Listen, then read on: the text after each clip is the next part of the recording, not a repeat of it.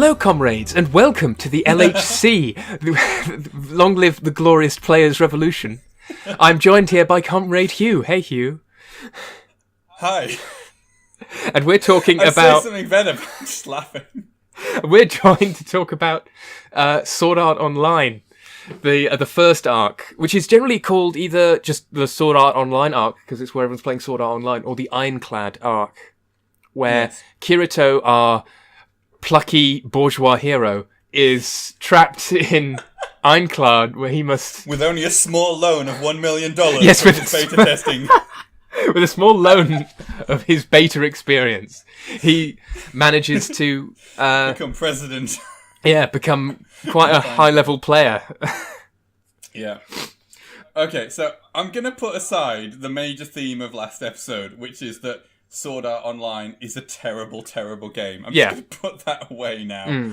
But now I'm going to talk about the things that make the original series good. Because like I said, the original first art, it is good. It is really worth watching. There are a few dodgy bits, but it is really worth watching. We've already talked about how the Black Cat Guild give Kirito's story a lot of needed emotional weight, depth, empathy, especially because before that you've shown how he just becomes a workaholic and he's just clearing floors, and then he's like, oh, let's take some time to do what actually people like doing about MMORPGs, which is hanging out with your friends and going at your own pace. And the Black Cat Guild, let me say, we're not going to be a clearing guild anytime soon because of the distribution of wealth, but they're not going to be a clearing guild anytime soon, but they want to stick together because they joined to play together and they all want to hang out and have fun. I'm always wondered when I see these guilds, right, what was the character gender distribution when the guild first opened, when everyone could create their character, and what was it after Koyabaya Akihiko does his jerk totally... Everyone plays as their own self, which is supposed to be, like, inherently so that people can't hide behind the mask of anonymity in the internet, but I think is fucking transphobic. The thing is, No, I can understand why other people wouldn't see it that way, because there's lots of reasons why people play as different characters, but I would say it would be a pain in the arse for me. No, absolutely. If you got to play 6 hours in, your ideal self, and then they said, well, not even trans, just like the guy who was like, I have a real weight problem due to, I don't know, a disability, and I come here and I can leap and bound, and then suddenly 6 hours later the guy's like, nope, you're as fat as you are in reality, deal with it. Oh, well, in a game it shouldn't matter really, because I don't know, I'm get more body positive, but at the same time it is harsh. No, I'm not saying that. I'm saying not necessarily positive. I'm just saying you're a bigger target. It's a death game. Oh god, that is literally, harsh. You have a bigger hitbox. Oh, I didn't think about that. That is harsh. Yeah, I mean, one of the major reasons why, if you're going to play a game which is VR, try and make someone your height, or you'll absolutely bugger yourself up in terms of centre of gravity and reach and that sort of thing. But make as thin as possible, because you really do want to be as small a hitbox as you can. And if you are lucky enough to be born short, that is a great thing to translate into sword fighting and stuff like that in a game where it's all hitboxes. Yes, but it's also reach, I would say, about that. What you really want to do is make a character who has sort of an orangutan build.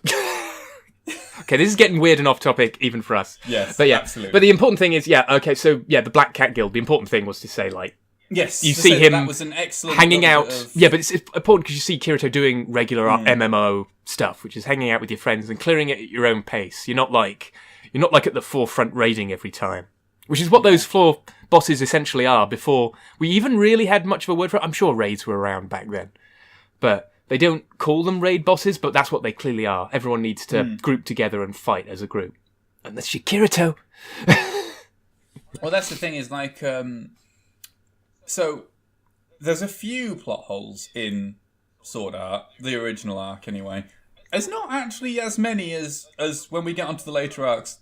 We're going to bring up a lot of plot holes, but in this one, the fact that Kirito can survive solo is actually okay, Yeah. Again, workaholic helps, knowledge of the game initially helps, and then... The fact that he's just a massive nerd who's good at playing MMOs. Yeah, and the fact that as well... he does buy information. You do see that. Like, Yeah. he buys information about the areas and the levels of the enemies and traps and that sort of thing. And he doesn't ever do any... He's always massively over-leveled for the area as well. So it isn't unreasonable to do that. And actually, because I don't really like MMOs, basically because I don't like being grouped with people I don't know, and I find people I do know, it's hard enough to organise hanging out once or twice a year, let alone on a regular, whenever I feel like gaming, playing with 40 other people. Yeah. So I tend, if I do play MMOs, which I have played a few, I tend to play solo. And it is possible, but it's, depending on the MMO, it can be a massive ball ache. And I think Sword Art is clearly built to have large parties, but again, it's not beyond the realms of possibility that he can sort of survive on his own. Certainly because he says, you know, when he gets to the later things, all the floor bosses, he's a very valuable person to have for a floor boss raid, but he always goes in with guilds. He's not trying to solo a 40-man raid. No, he doesn't try and solo it. There is a bit where whenever anything happens, all the guilds get together and say, like, come on, let's just get everyone powerful to do this thing.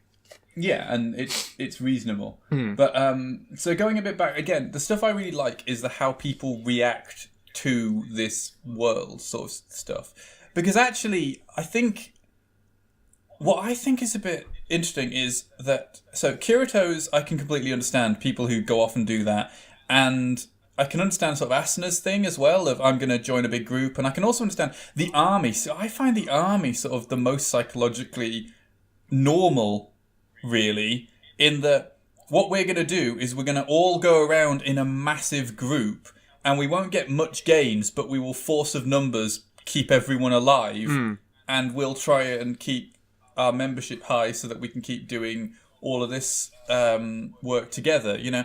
I actually think they've got the right idea. Obviously, they're like the antagonists at some point, but because they sort of take it a bit too far with forced conscription and things like that. Yeah. But it's not a bad idea to do that. And actually, the thing I think, though, is if you told me I was in this game and we don't get out until someone wins it, my first thought, though, is that doesn't have to be me. You know? And if you're going to die, you got to beat all these bosses, if not first time, because you can use the escape crystals. When they discover there's that boss that you can't escape crystal from, and therefore we can't go learn its attack patterns, turn up when we're massively overconfident with power leveling and knowing all its patterns and all that sort of shit.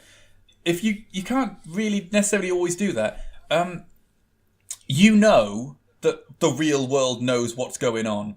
And you know that these people are probably working quite hard to get you out. They're looking for the guy that did this. They're looking for workarounds. You can't tell me that eventually this shit wasn't going to get patched. You know, no matter what technology, like if you were like the greatest hacker who ever lived and you built a program which was impenetrable today, 5 years from now, that program is going to be easily editable. You know, someone's going to have built more powerful computers or a new way of doing things or something like that. So I do think that I know Kirito brings up the point of or is it Asuna who brings it up? Our bodies are wasting away in the real world.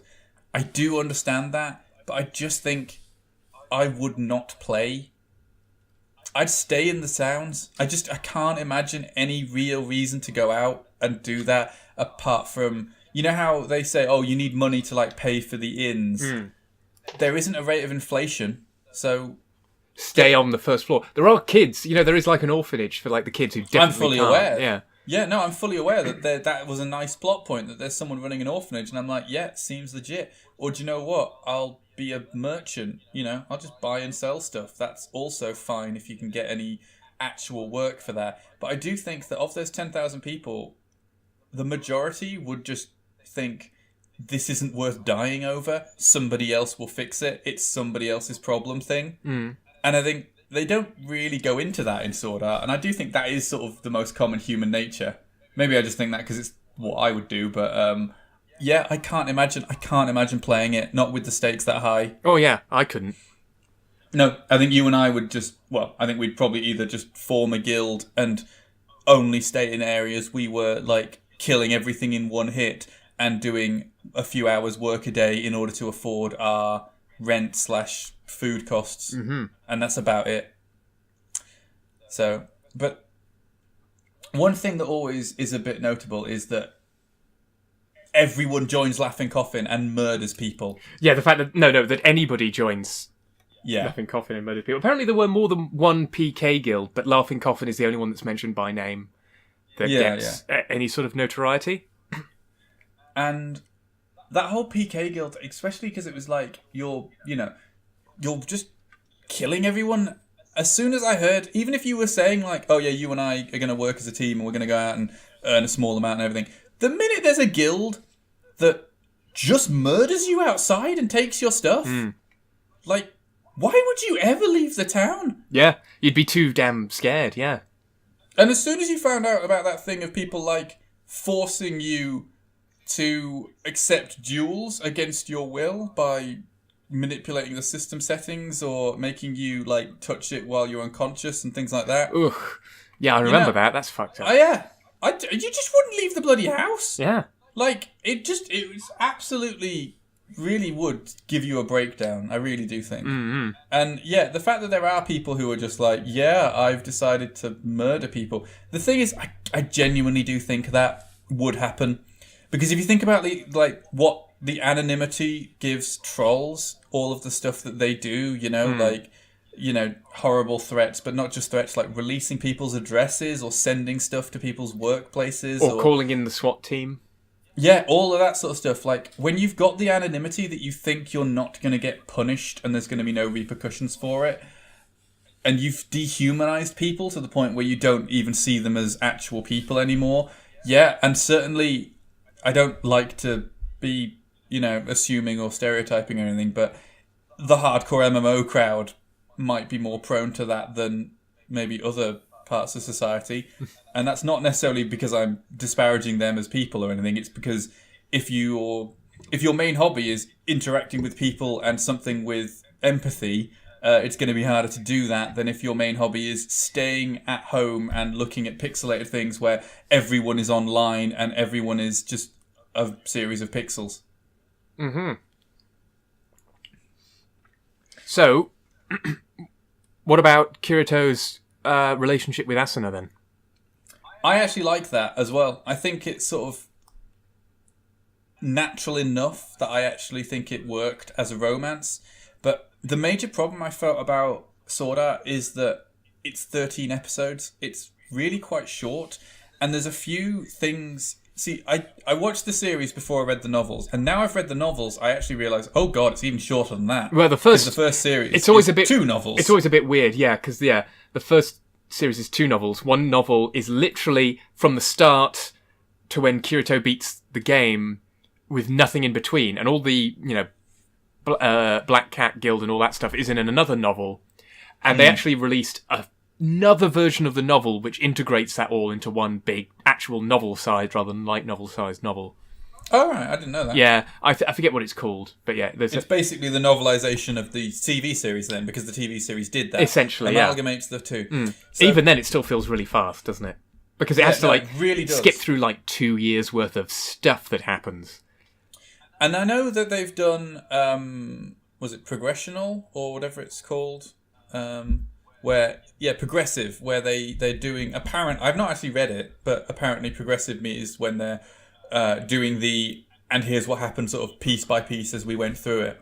But the thing about Sword Art was, the first arc, I really did feel like I wanted more, because it just sort of jumps between there's when we started, which is really interesting, but then it just goes, and then it was 2 years later, and in the book it does, and he doesn't meet Asuna. He already knows Asuna from that point.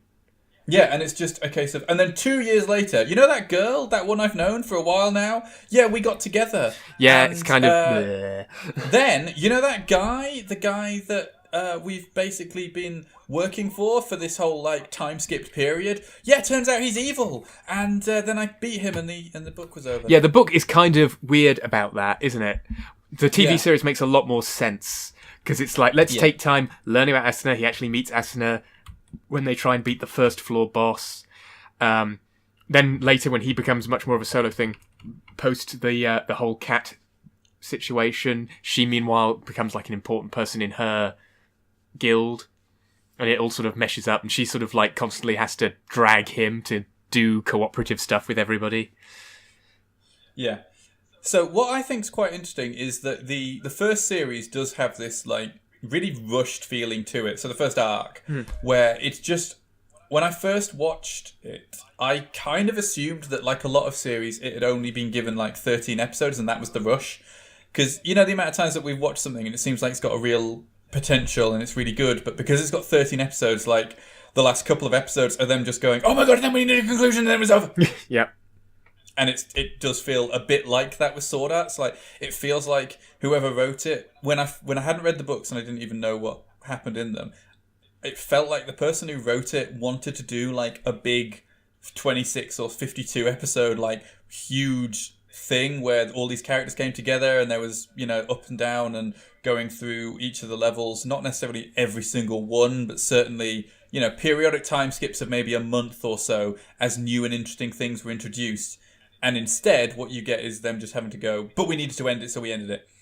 But the book's like that. And actually, what's really quite annoying as well is, if you read the second book after the first, rather than the amalgamated version of the TV series, you realise that basically the second book was just, okay, so Asuna loves Kirito, but what if we made this a harem? Yes, that's the other thing, is it ends up with a load of other characters who fancy Kirito for no good reason.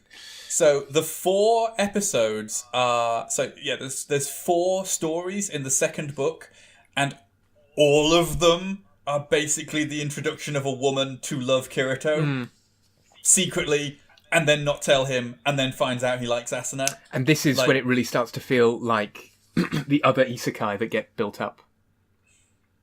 Yeah, because it is just a case of... So, you've got the story of the girl who has a dragon pet, and he helps her resurrect the pet when it gets killed. Yep. And she falls in love with him. There's the story of the Black Cat Guild, which is about when he joined a guild, and then there was a woman there who falls in love with him, who then died. Yep. And then there's the story of how he got his sword, which is essentially his second the story sword. of how...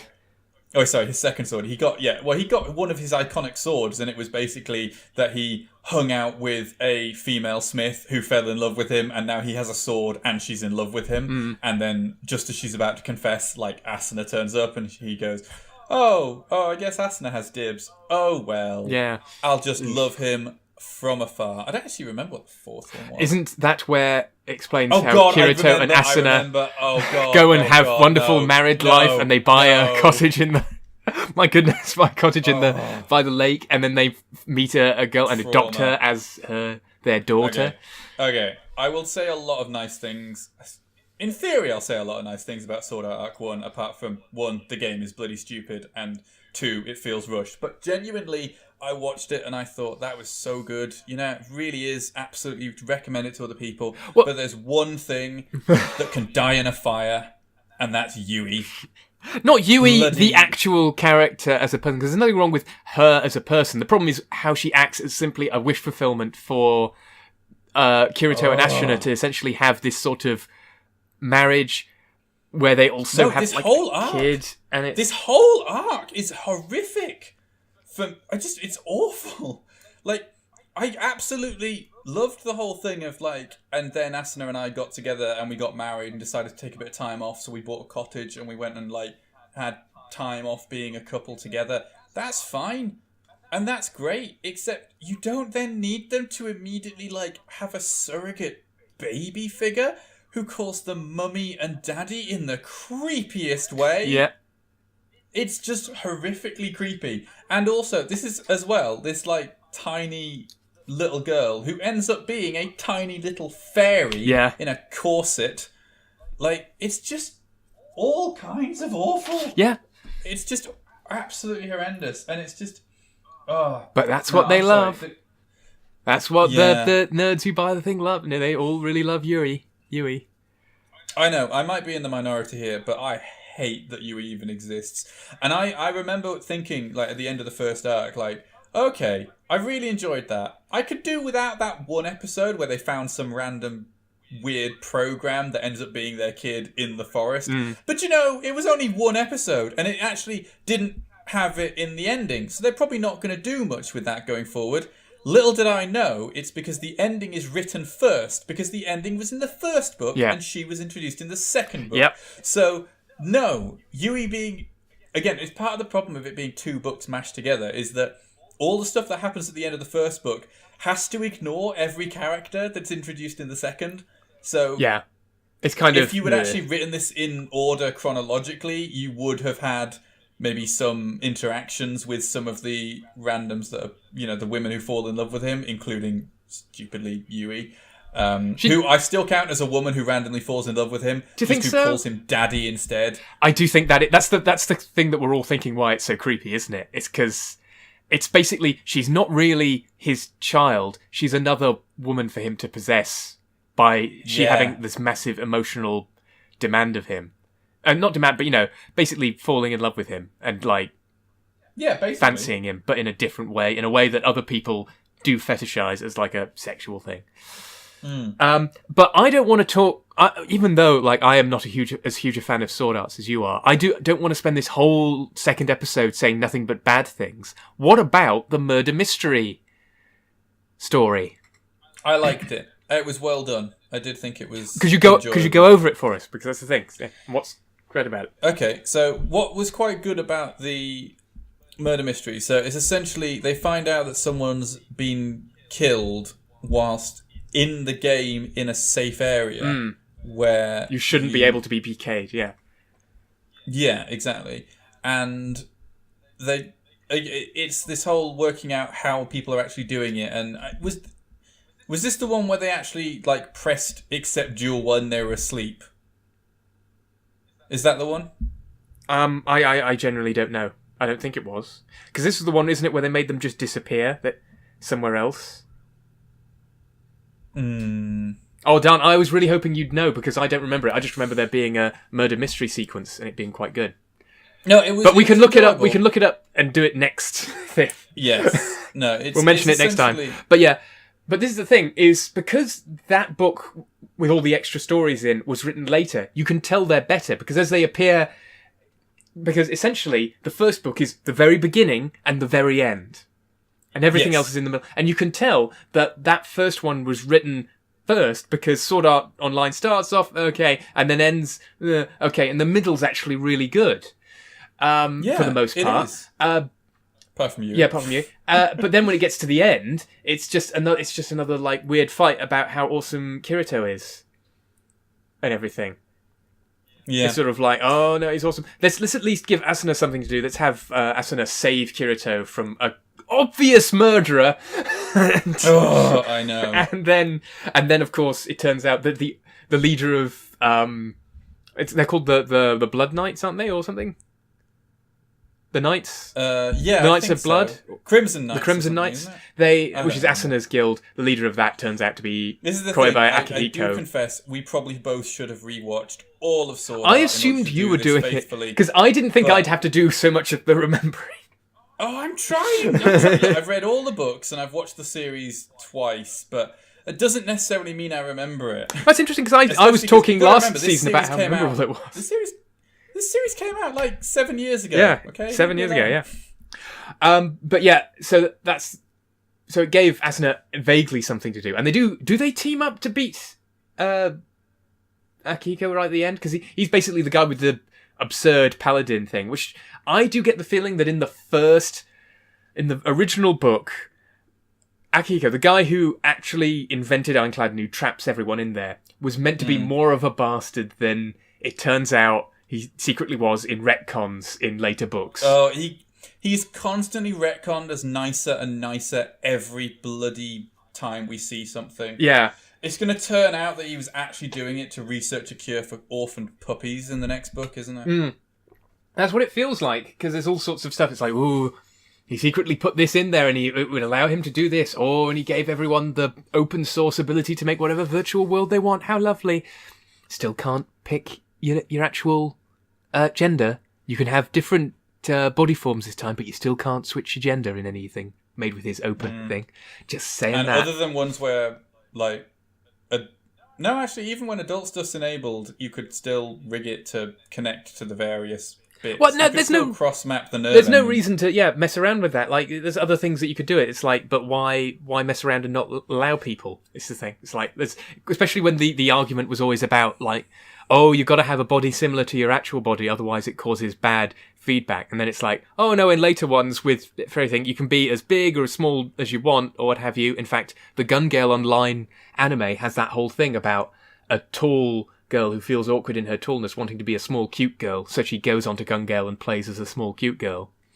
But she wouldn't be able to switch gender for some reason, because that's the line in the sand that's drawn. And the reason I always feel that is, sorry to go on now, is because they don't want Kirito to randomly meet someone who fancies him, who's a girl in the game, but might not be assigned female at birth in the real world, because apparently that's bad. And I'm just saying, although I don't think people think this when they do it, it comes from seeing women as products, as things that you get. And it's like, oh, you don't want to get this product that actually is secretly defective when you get it out of the packaging, do you? Because that's where I think that comes from. Which is just misogyny. But yeah. It's the trap idea, I think. Please don't say that in the future if that's all right. Yeah, that's arguably a slur, I think, these days. No, I know. Yeah, I'm aware of that, which is why I'm saying. Saying it right. Yeah, so it's that. Well, I'm saying I'd say it's more sort of like, it's the thing that, trans panic is what that was always used in like the 90s for a character who looks one gender that actually turns out to be another one, and you go, oh my god, no! But that's the thing. When you find out, it doesn't matter what's that. The whole of Ace Ventura, the original film, is based on that premise. That horrible level of transparency. Well, a twist in Ace Ventura is based on that horrible trope or what have you. Yeah. Well, and that spreads the idea that, trans women are faking and stuff, and it's all, you're just men in disguise and everything, and it's not what I like. And I do feel that is just, it can show, a good thing about Sword Art is that that's probably not what the creator thinks, but it's so ingrained into society, he feels, oh, well, I'll have to do that, because you can't have people even just saying, even if it never happens to Kirito, you can't have people just saying, oh, well, I've seen this happen in games where quote-unquote guys play as female characters in order to be treated differently, which isn't true. It's and everything. But yeah, sorry, obviously I have a vested interest in getting angry at this, but yes, no, that's fair enough. It's fine. Yeah. But just to round off, so I think the first series, first arc anyway, it is really good. But the thing is, I remember thinking it was excellent for a lot of reasons that, having known the backstory, I might have been able to predict a bit more why it was going to go downhill, as we will get to next time we look at this. Yeah.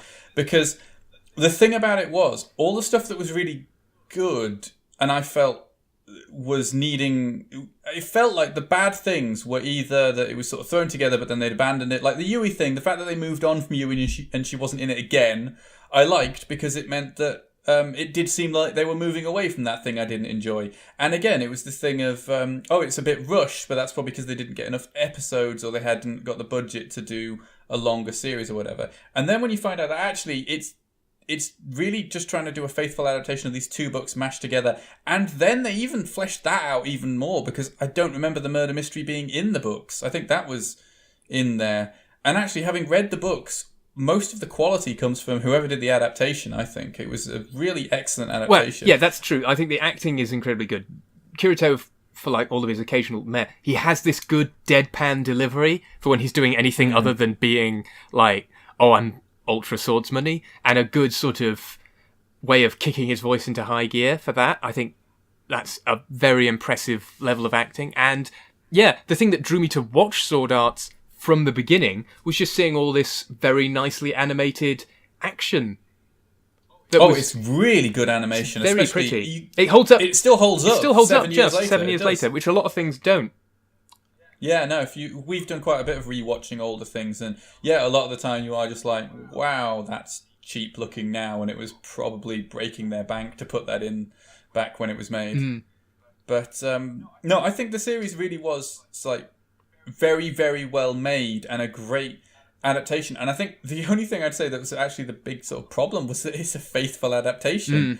Because obviously the people who wrote those murder mystery episodes and the other sort of fleshing out of it, they had enough going for them that they could probably have like given a lot more background to the bits that we time skip so much. Like the fact that you touch on his relationship with Asuna, but it does feel a bit like, here is Asuna, you know her, right? Marries. Yeah. You know? It does feel like that. And again, I just sort of think, you know how they decided to like go and remake Full Metal Alchemist in terms of Brotherhood, because they were like, well, they tried doing the ending and it didn't really work, and now we're just going to do it properly. I feel like someone should do that with Sword Arts. Like, go back and just go, well, do you know what? Progressive's finished in novelization form. There's a lot of good ideas in it. We're going to do the first series of Sword Art again, and we'll pretend everything else didn't happen. Oof, I do wonder about if people have the patience for that. But do you know what is doing that? Fruits Basket. Have you heard? Really? Oh, have you not heard? Well, let's end this on a positive note. Fruits Basket is getting remade this year. That's really good. And are they doing the whole story? Yeah, or are they doing what they did. They're doing the whole stopping story. At book 7 out of 20 something. No, they're doing it so that they can do the whole story. Ah, that's really cool. Exactly. That is good to hear. So, if you haven't already watched the original Fruits Basket, it will make you really positive and pro the new one coming out, because it's excellent. Yeah, Fruits Basket does hold up, but we're not talking about Fruits Basket. Yeah, we should probably say. Okay, no, so the original series of Sword Arts is fine to watch. It's still really good. But in a way, if you just watch that first one, stop there. Don't set your expectations. And we'll go over the reason, high. but the clear reason will be because it's when you start off with the stakes of if you die in the game, you die in real life. Keeping that energy, keeping the stakes feeling as high as that, without just repeating yourself, is very hard. And they tie themselves in all sorts of knots, as we'll see next week, trying to keep that level of high stakes, reaching into that good old misogyny barrel again in order to do it. I've been keeping the misogyny thing back because it's just going to get. I think we should. Well, we'll leave it to next notable. episode. But next episode we'll also hopefully talk about the one good thing as well, because we'll do a bit of research in between episodes. Bye.